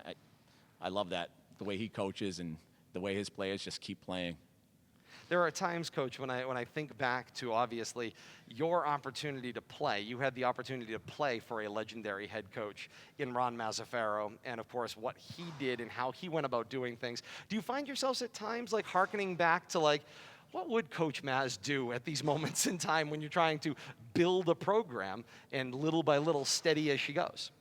Yeah, well, there was a time when me, Coach Maz, and Coach O'Neill were together here at Leominster at one point, and it was, so we really got to know each other pretty well. And, Coach Maz, I can just hear him yelling out, "Crunch," when they're double teaming us. I don't know, you probably heard it too. Crunch, spread it, move it, get it there, miss those guys. Oh, no question, no question about that. You see familiar faces. It's always fantastic to be thinking about it. Coach, you've got a couple of days off of practice and what have you, and then you're into a Saturday game to wrap up your week, and then a short turnaround with 0 practice coming into then Quabbin for next week. A difficult end to the season here. Yeah, but, You're here. We're here, we're playing. We've gotten this far, so it's been really awesome to be here. And, I think everyone's done a good job from the MIAA and, the superintendents, principals, and ADs. I mean, I'm glad we're here, and the officials that are here, too, No question Yeah, the officials have been in a jolly good mood all season long. It's been a little alarming. I don't know what to think about it. No halftime. Everybody's in a good mood. faster to the finish. No question about that. A 47-19 victory for Leominster tonight. Leominster head coach Rusty Frederick, thank you as always for joining us post-game tonight. Thank you, guys. Thank you, Coach. Appreciate it. Thank you, Coach. We'll continue on. A final word here inside the gym at Leominster High School when we come back. This is RFM.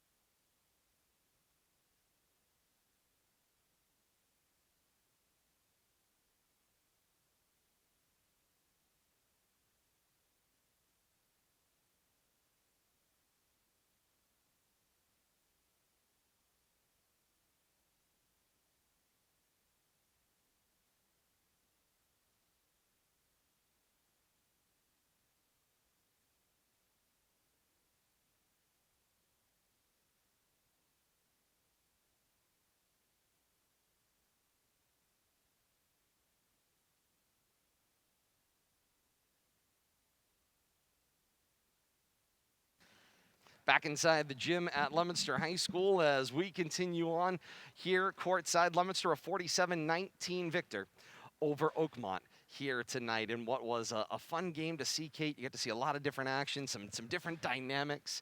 As we were saying with Coach Frederick, it's always fun to get a chance to see, some coaches that bring in that long-term veteran status and see what they're going to throw at you. And it can be such an important test for your team. And Leominster had that tonight, where they had to face a lot of adversity, different plays, and that maybe they hadn't seen, different types of pressures that maybe they hadn't seen, and successfully so they were able to navigate it tonight. And most importantly, they finished at the rim, which is something that certainly they struggled with last week. You bring up an interesting point. One of the things a lot of times, especially in the National Football League, you hear about coaching trees a lot. Who's part of whose coaching tree.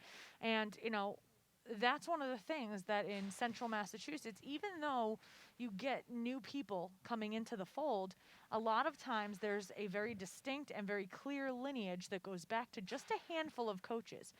You talk about Coach Ron Mazzaferro. You talk about coaches like Coach Grutchfield out of Fitchburg. There's this nucleus of coaching staffs, and I'm sure that their nucleus, went back, to the same grouping of people in the generation before them.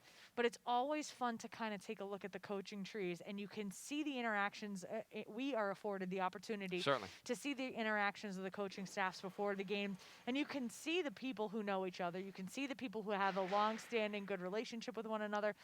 These teams, even though Leominster doesn't see Oakmont and Oakmont doesn't see Leominster all that often, you can see, the continuity. You can see the connections between coaching staffs, and it just makes it that much more fun to watch, because you have the opportunity to monitor how does the chess match work in the background.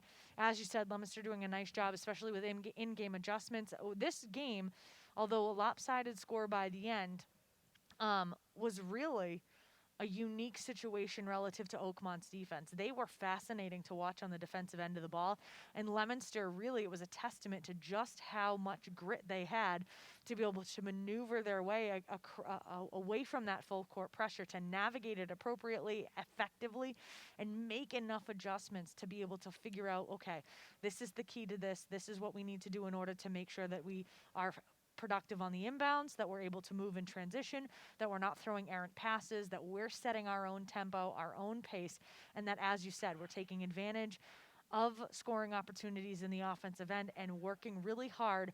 I was really impressed with Pompey on the offensive boards, working really hard underneath the basket to get second shot opportunities. Kudos all across the court to both sides. Oakmont was fabulous to watch on defense, and I was really pleased with the changes, with the adjustments that were made by Coach Fredericks and how well executed the girls made them, because against Fitchburg, they couldn't figure out how to maneuver. They couldn't get the in-game adjustments to be able to make enough of a difference to change the score. Here, you could see I was a little nervous. I'm not going to lie. I'll put it out there right away. I was a little bit nervous at the get-go, because Leominster came out. They looked a little chaotic. They looked like deer in headlights when they saw that full court press, and they didn't necessarily know what adjustment to make right away. So it's a testament to the coaching staff to be able to stop things, take that early timeout, change things up, make adjustments, and make adjustments minimal. You never want to be in a situation where you're a student athlete and your coach gives you 7 things to work on in a huddle. What are you supposed to do with that? Hi, I'm a 14-year-old and I can't remember to put 2 socks on before I leave my house in the morning, and you want me to remember 7 adjustments in a single huddle? It was nice to see you could see incremental changes and adjustments being made during the game by Coach Frederick and his coaching staff that led to enough adjustments for them to be victorious. That was a very long-winded answer, and I apologize. The exciting part about this is that down the stretch, and we kind of suspected this, we knew that teams would be behind the 8 ball of where they've normally been. We knew the developmental curve, because you literally went from no basketball to games. There really wasn't a large preseason. It was just, here we go, we're off and running. So we knew that the learning curve was going to be steep coming into the action, and we were absolutely positively greeted by that through the first couple of weeks and maybe on into the 3rd week. All of a sudden now, you could feel like, even for the coaches, things are finally starting to slow down. They figured out that they could use that 2.5 minutes to race to their corners of the gym and actually get some adjustments made, which is something we hadn't seen. We pointed it out at the time, but I think that is a credit to the coaches finally starting to get a feel for how the rhythm of this modified basketball world is going to function. And you bring up an interesting point. We saw this during Fall 1. Okay, we saw some of the COVID modifications being able to be exploited by the various teams. In this first week of the season, we saw the exploitation of not being able to use your head or not being able to, directly lift the ball on an, when you're sending the ball into play.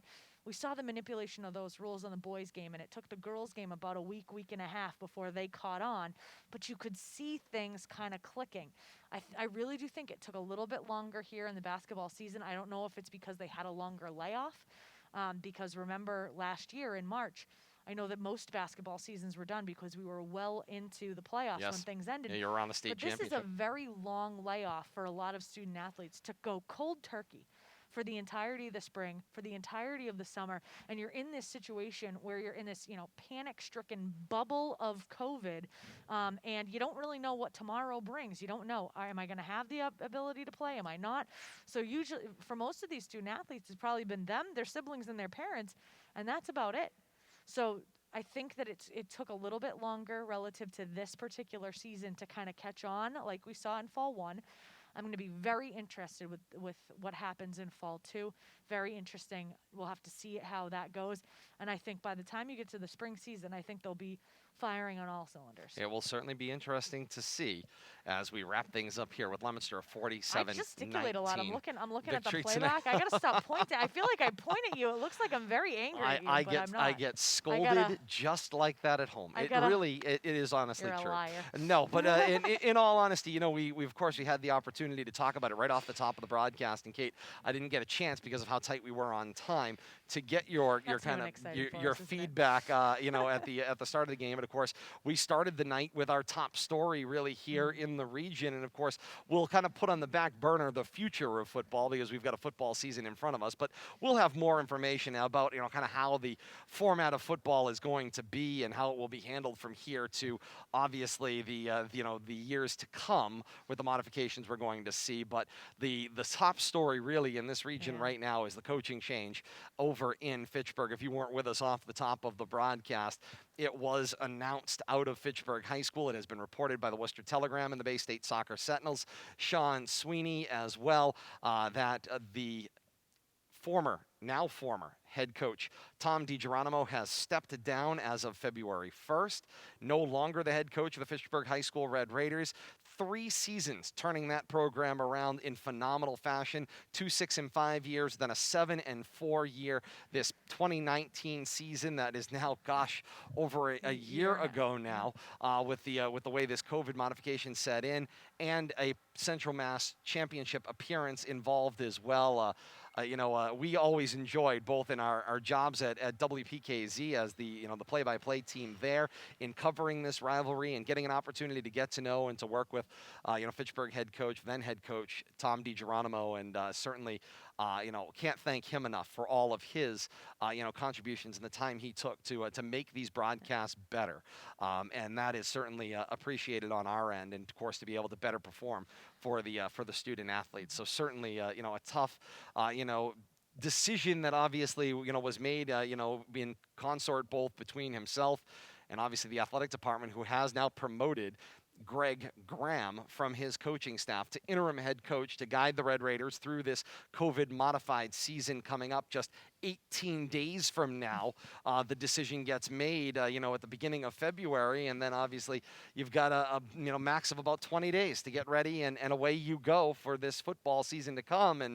And then obviously we'll see what the leadership at Fitchburg High School and their athletic department elects to do. Do they elect ultimately to run a full search, or do they, at the end of the day, see Coach Graham's performance in this COVID modified season and give him an opportunity to take that interim title off and become the head coach in full body, in the years to come and in a regular season to come. But just so much, very much an off-kilter night as that was all breaking as we were starting our coverage here tonight, Kate, and give you an opportunity to talk about this change. But I mean, anytime you get a change, when your primary responsibility, both for us on the K Zone at AM 1280 and 105.3 FM, here on our FM with our partners at Leominster TV, our primary role has been covering this rivalry now together and with Billy and the rest of our team for better than a decade. And we see coaches come and go. We've seen those transitions. But anytime you get a change in the head football coach at Leominster or Fitchburg, it is a notable point, and it leaves people with a lot of questions about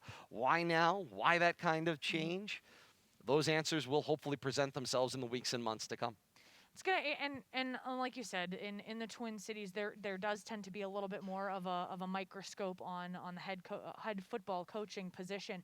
I mean, very regularly you have members of the community are so invested in Leominster and in Fitchburg athletics, respectively, and it's a piece of conversation amongst the community at large. I mean, you're talking about some of the more recognizable people in town. You're talking about the mayor, you're talking about the city council, and then I think you would probably go to, I mean, it's not Nick Saban-esque where he is all the due most respect to recognizable my friends person. on both city councils, but after the mayors, the head football coaches at the Yeah. two schools might be more recognizable than your city councilor. It's one of those things. I mean, you hear jokes a lot of time that not only is Nick Saban the highest paid person in the state of Alabama relative to public dollars, but he's also the most recognizable. He outdoes the governor. He outdoes the mayor of Tuscaloosa if they have a mayor. But at any rate, I digress. This is a situation where it's a very forward-facing position, and as such, there's a lot of community interest in it, and so it is something that is noteworthy. And with regard to the situation, I think it's a smart move to name an interim at this point in time because of the truncated time frame that we have going forward. And like you said, it's a transitional time right now on the coaching staff in Fitchburg. And so in an effort probably, and I'm not speaking for anybody, I'm speculating, in an effort to try to just, quiet things, be able to navigate the football season without having to completely upend everything for the student athletes. It's probably best for the student athletes. You bring in an interim who knows the system that's been in place, that the student athletes know. And that's one of the things, that student athlete buy-in, especially in places, in a school system like Fitchburg, that's key. And so having a familiar, friendly face be the interim head coach, I think is absolutely necessary as Fitchburg starts to transition into their next phase for their head coaching job for football. A short head coaching tenure for Tom DiGeronimo, but the legacy will be having recovered that Fitchburg High School football program that was on the verge of, at points, not having enough athletes in order to be able to take the field. And he has been able to reestablish, get the athlete buy-in, get the athletes back into the program, and has set the course in the long term for the continued success of that Fitchburg High School program. And I'll only make one more comment, and then I'll let it alone. You mentioned, very specifically, it may have been a short tenure, but one of the things we get people look at us a little bit funny. We get excited about the rivalry, so we are just as invested in what's going on in the Twin City of Fitchburg as what's going on in Leominster relative to this rivalry, because you need two to tango. You have to have a storied, energetic, vibrant, exuberant program on both sides of the rivalry in order to make it work. It takes two to tango.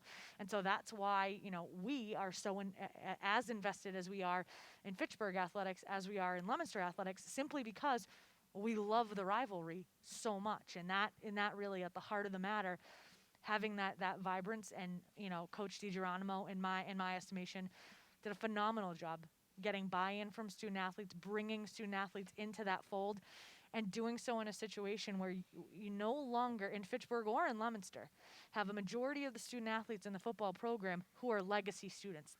Most of those student athletes don't have ties to previous generations, and it's coaches like Coach DiGeronimo who have been able to bring that new sense of, a non-legacy student athlete into the fold, to get them to have the buy-in and understand and appreciate the history of the rivalry. No question about that, indeed. And so we once again thank Fitchburg coach Tom DiGeronimo for his contributions to the broadcast, and we look forward to meeting with and getting to know and getting to hopefully help the community at large, this Twin City community, this rivalry community. As Kate said, you've got to have that vibrant, viable foil in order for this rivalry to work. We look forward to meeting interim head coach Greg Graham and getting an opportunity to work with him and tell his story as he takes over in an interim capacity, the Fitchburg High School Red Raiders, in the next handful of weeks.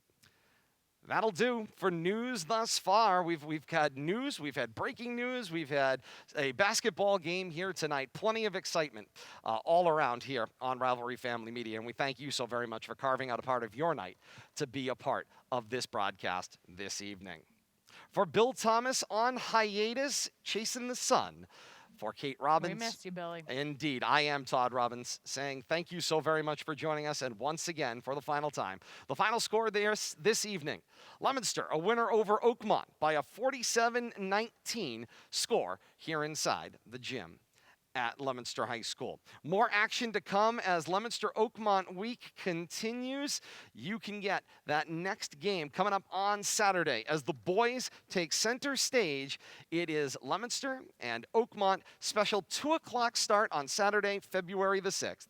We'll be on the air at 1:45 on Saturday afternoon for that one. And then it's Quab and Leominster week next week, Monday and Thursday, as per usual, with 6 o'clock times for boys and then girls, Monday and Thursday, respectively, with that action to come next week and then on into the pod playoffs. So many ways to be a part of the action here on Rivalry Family Media. You see the live premieres right here, facebook.com/Media Rivalry.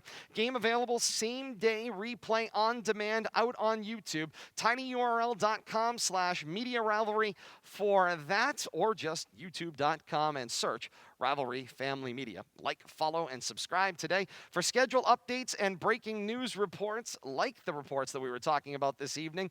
You can follow Rivalry Family Media on Twitter @Media Rivalry or directly twitter.com/Media Rivalry for that reporting as well. 47-19, Leominster over Oakmont.